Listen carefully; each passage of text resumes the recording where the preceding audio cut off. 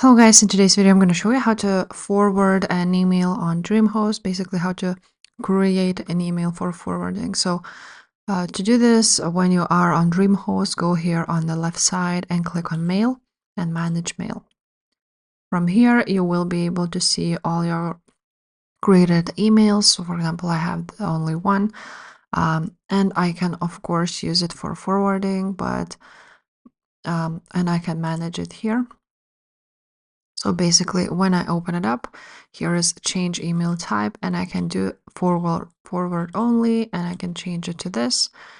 So that's that, and you can enter where you want to forward it. If you haven't created an email, you just click right there.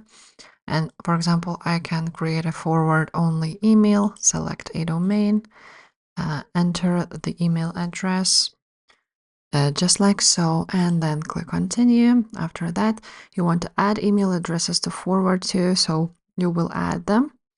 Add another field, you can forward them to a few emails, and after that you just create an email. So yeah, if this video was helpful, please leave a like, subscribe to this channel, and I will see you next time. Bye.